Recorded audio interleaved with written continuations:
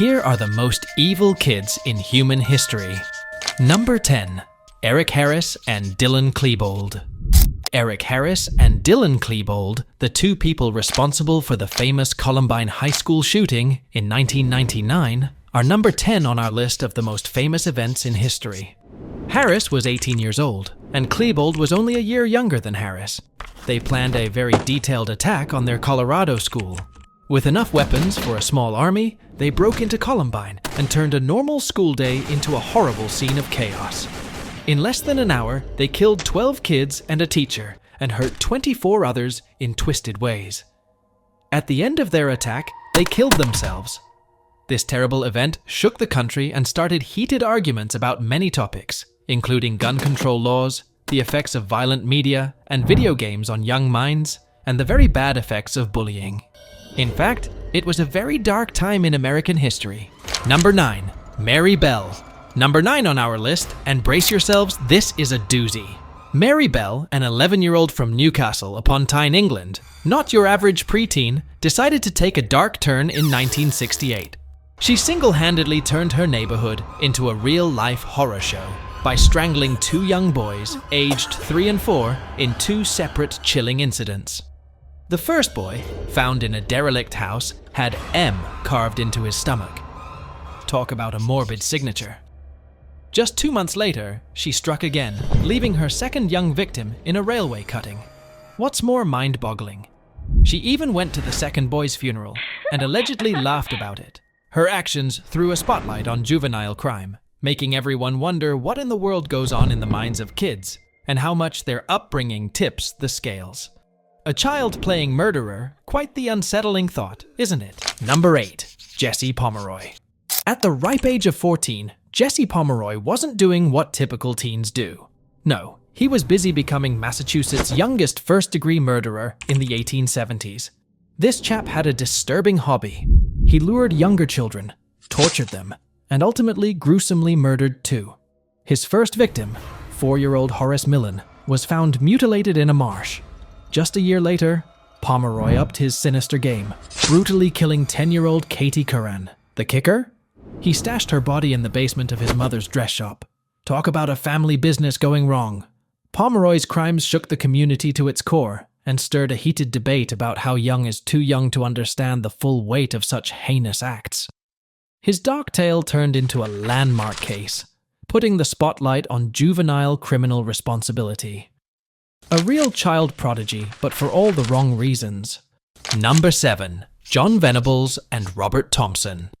In 1993, in Liverpool, England, 2 10-year-olds named John Venables and Robert Thompson were about to do something that would shock people all over the world. In a scary move, they got 2-year-old James Bulger to leave a shopping center. The little kid followed them, possibly thinking it was all a game.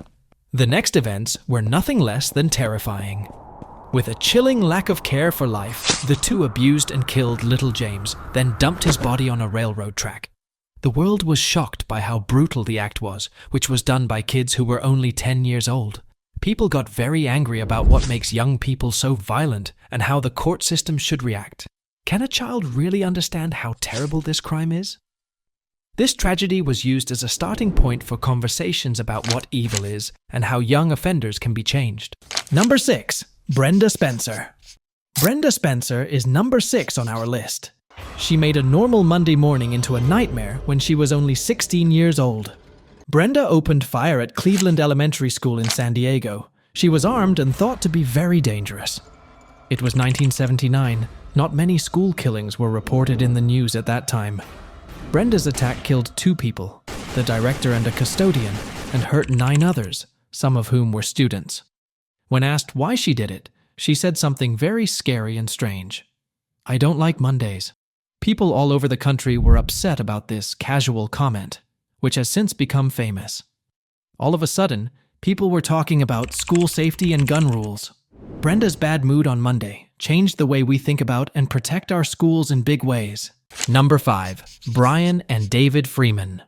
In Pennsylvania, the Freeman brothers, Brian, 17, and David, 16, took sibling rivalry to a horrific level. In 1995, These neo-Nazi enthusiasts decided that their parents and younger brother were obstacles to their extremist beliefs. So, they did the unthinkable. They murdered them. Brian, with his head shaved and swastika tattoos, and David, equally entrenched in hate, turned their family home into a crime scene. Their parents, found in their bed, and their 11-year-old brother, in his room, met a tragic end. This gruesome act shocked the community and screamed a loud, clear warning about the dangers of radical ideologies consuming young minds. It wasn't just a family destroyed, but a stark example of how extremist views can warp youth, leading to irrevocable actions. Number 4. Graham Young. Graham Young is number 4 on our list of infamous people. He is a real-life bad guy who seems like he belongs in a detective book, but without the charm. Young wasn't planning school pranks or nursing crushes when he was only 14. Instead, he was learning how to poison people. Picture Young as a young man in England in the 1960s. His mind was wandering to the surreal. What weapon does he like? Dangerous materials, and he wasn't doing school fair science projects. By the time he was 15, he had poisoned his whole family, making everyone very sick and, sadly, killing his stepmother. But Young's dangerous fear didn't end there. As he got braver, he poisoned co-workers, which caused 2 more deaths and a lot of sickness. It was like he was trying out for the part of most evil barista, but without the coffee shop.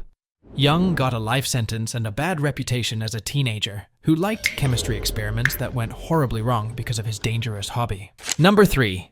Edmund Kemper. At number 3 on our list of infamous people is Edmund Kemper. It sounds like something from a scary movie, but this guy's story is real, and to be honest, pretty scary. Most kids his age are worried about things like acne or math, but Edmund is not one of them. No way, sir. He chose to kill his grandparents in California to start his crime streak. Why? There was nothing important about it. Now that Edmund is in his early 20s, he's still not done. He's picking up hitchhikers, 6 female students to be exact, and well, let's just say they didn't get where they were supposed to go. The cherry on top of this scary cake? The last bad thing he did was turn on his own mother and her friend, adding them to his list of victims. Edmund Kemper is number 3 on our list for a reason. He is a huge 6, 9 inches inch man who likes gross things. People who study criminal behavior often look at his crazy actions for a reason. Number 2. Josh Phillips. Josh Phillips is number 2 on our list of well-known minor offenders. Phillips did something wrong when he was only 14 years old that shocked everyone in sunny Florida. Picture a normal kid who has a very dark secret that could make your lemonade cold. In 1998, he killed his 8-year-old friend Maddie Clifton very badly. Imagine being a victim of such a horrible crime when you're 8 years old and all you can think about is cartoons and candy. The horrible crime not only shocked everyone in the area, but it also made it very clear how young minds can go in dangerous directions. The Josh Phillips case was a turning point that made people think and argue about how young people grow and how the justice system handles kids who commit crimes that adults would do. There was a 14-year-old boy whose face became a scary warning that the boogeyman can be just the kid next door. Number 1. Willie Bosket. Willie Bosket, a name synonymous with a seismic shift in New York's juvenile justice laws, wasn't your typical troublemaker. By the tender age of 15, Bosket had already etched his name in the annals of infamy. Picture a New York City subway in the late 1970s, a bustling world of its own. It was here, in this underground maze, that young Willie committed his most notorious crime. He coldly murdered 2 people, an act so shocking it jolted the city and its lawmakers. Before Bosket, kids under 16 got a slap on the wrist, legally speaking. Post-Bosket? The Big Apple rolled out the red carpet for what's known as the Willie Bosket Law, flipping the script on how young offenders are sentenced.